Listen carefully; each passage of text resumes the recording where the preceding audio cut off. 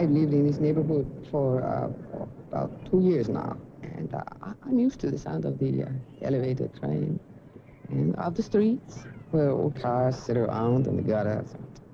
And in the vacant lots, the kids play. Some people might think it's colorful, you know? But when you live here, you call it something else. Because poorness doesn't look good, or smell good, or feel good.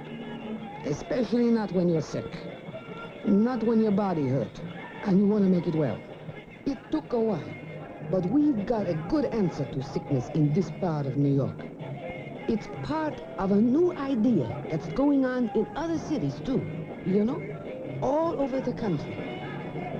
Here in the Bronx, we call it the Montefiore Neighborhood Health Center, where people from my neighborhood can come to have their sickness treated and their hurt made well. You are entering a new world of health care. It draws upon the same science and uses the same instruments and equipment that health services traditionally do, but yet in its philosophy and its practice, it is different in some startling and significant ways. Here in New York's Montefiore Neighborhood Health Center, and in its counterparts in other American cities and towns, this concept of care has profoundly affected both the health professional and the patient. Senor Gallardo there never had a doctor before. At least not one who knew his name and his medical history. Have you had much swelling in your legs? Yeah, I used to swell up my legs. On anyway to church. Before I got to the church, child, I was hurting so bad. I'd turn around and come back 2-3 times. Mrs. Skinner's getting on in years, and it never entered her mind that she'd be getting so much interested attention in a place devoted to medical care. So saying don't kill me, I don't cry. You know, have something to do with your heart. Mrs. Hitchcock complains about a lot of things, but she never thought complaining about her medical care would make a difference. But it is. So I took the pills, but every time I'd take the pills, instead of my arm stop hurting, it would hurt, and then my chest would hurt. Talk about. And just a few short months ago, it certainly never occurred to many of these people that they'd be helping shape the entire way in which their neighborhood's health care was to be offered. But they are, and the medical people are listening. This is the story of a new kind of comprehensive health care, and the way it is being offered in 36 American cities and towns. It is the story of a unique and creative approach to the health needs of its consumers, which goes where they are, listens when they talk, answers when they question, and perhaps most important of all, accepts their advice on how it can best serve their needs.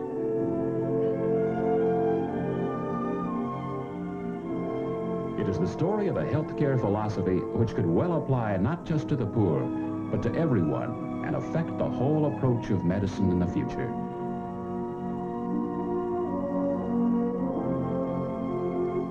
Right now, hundreds of thousands of Americans are utilizing it every day through their neighborhood health center.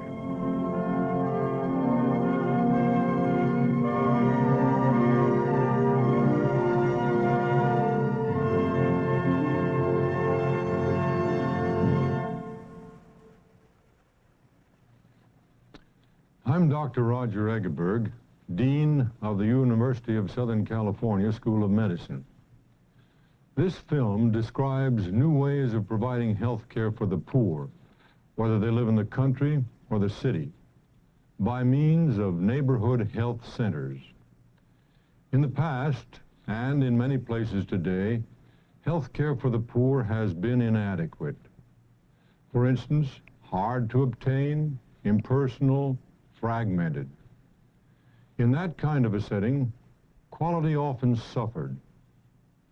And today there are probably 30 million people who are not receiving the kind of care we all deserve.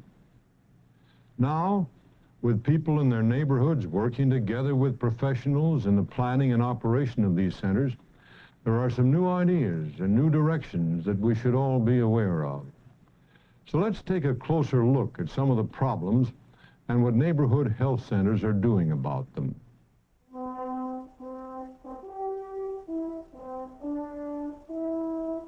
If you're poor, poverty poor, and you live in places like these, sickness can be a lifelong blight, a kind of vicious circle described by the physician who said, "The sick get poorer and the poor get sicker."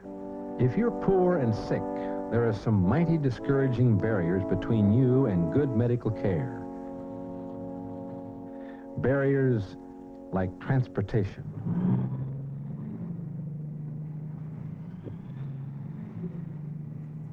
Well, I've been standing out here for half an hour waiting for the bus to come along. If you miss one, no telling how long you have to wait. And then you get to the hospital, you gotta wait some more.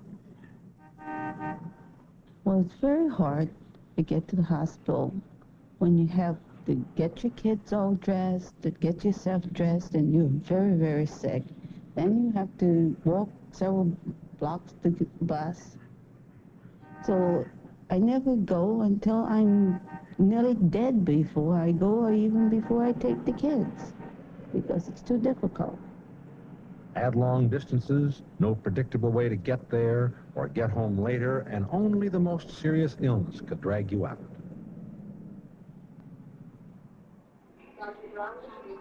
And once you were there, what then?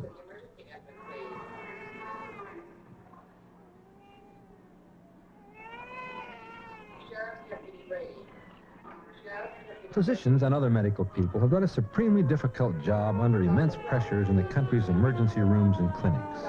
But as so many physicians know, emergency rooms just weren't designed for that job.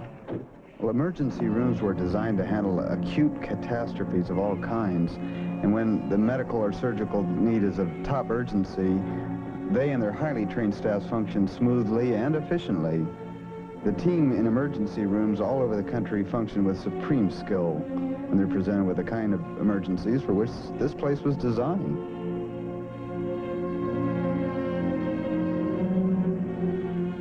But the role of the emergency room has changed over the years, and now people bring routine problems here.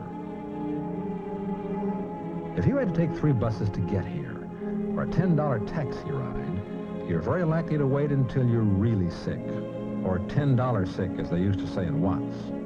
Unfortunately, being $10 sick often meant not getting well very fast, as Dr. Egeberg knows so well. Underlying all of this is the inescapable fact that there are hardly enough doctors to go around as medicine is now practiced in this country.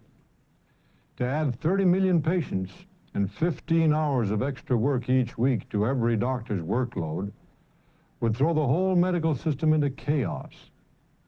The fact is, we need to explore new ways of delivering health care. Health care to everybody, not just the poor, and this means using as many people as we can to extend the hands of the doctors, something that is being tried in the neighborhood health centers. The health problems that plague the city ghettos, the migrant camps, the poor wherever they were, concerned physicians and health professionals all over the country, and exploration for creative solutions was top priority. And with the help of the Office of Economic Opportunity, the search became known as the Health Right Programs. And so it began. In the city ghettos and country towns, something was happening. Members of the health professions, working closely with the OEO, had begun to implement the idea of community medicine in action. The idea was to deliver high-quality, accessible, comprehensive, one-door care where the whole family's health needs could be met. They called it the Neighborhood Health Center.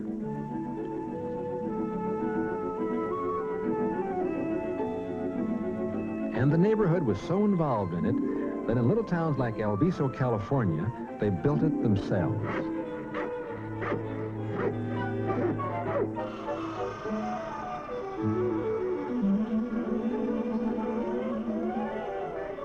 There's more than just hammer and saw participation here. This is community participation, because this group, voluntarily building its own center, has a unity of strength that can address other problems too. And as they break for lunch, they may well talk about things like housing and education and welfare. Community worker Tom Uredale puts it this way. Through the experience of attacking a specific problem and working with one another, they've begun to see the relationship of such things as health problems to the lack of housing, lack of education, a lack of response by the institutions in the society that so dramatically affect their lives.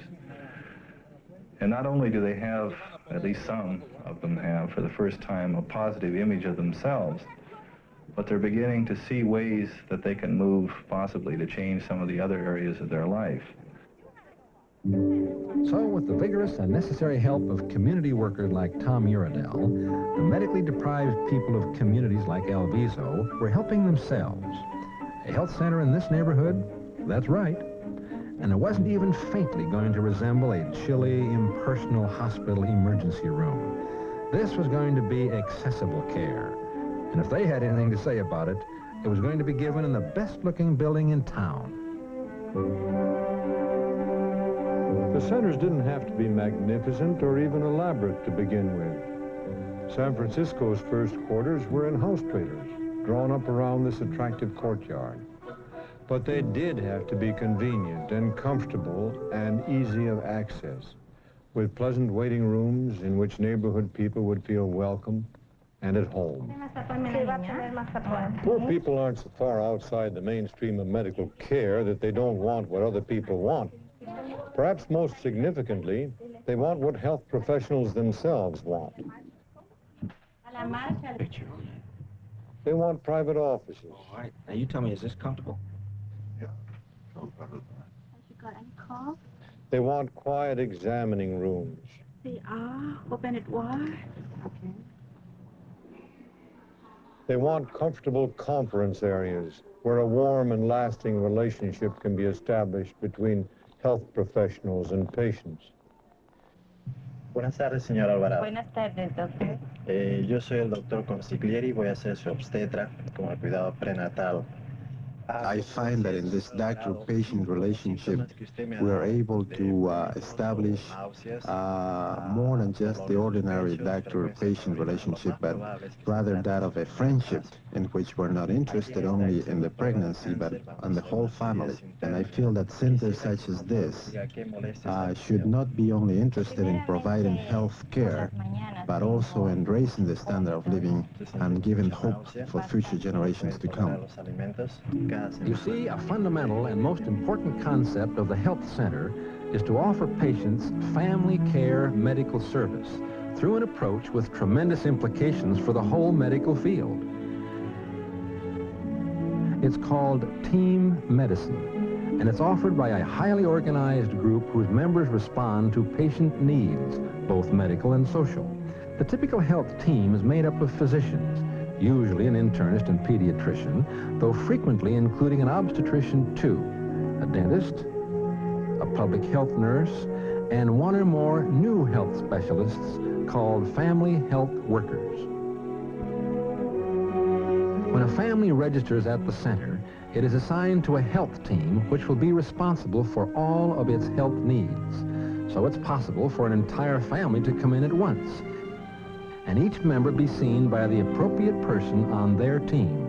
In order to protect your... Oh, boy. A couple cavities. Wow. Yeah, put your tongue back, honey. It's a tooth that's growing. And an extra tooth, right. And while his father is getting attention just down the hall, young Spanky is getting his pediatric workup. As a member of the team, the pediatrician has the unique opportunity to use his pediatric training to best advantage. He doesn't wind up spending half of his time as a clerk or record taker or social worker or as a nurse or receptionist. All of the members of the team contribute as co-equals with their own specialized area of expertise. In my particular case, I found over the months that more and more I have learned to rely upon the other members of the team to do their part of the job, and so I've had more time to concentrate on what I can do best to help the entire family and the patient in their total medical care. Then let me know and I'll get the social worker to talk to you and maybe give you some help, because he's at a pretty rough age right now without a diet, and the diet may be a little bit too much for him to handle. That's true. I think, as far as I can see from this picture,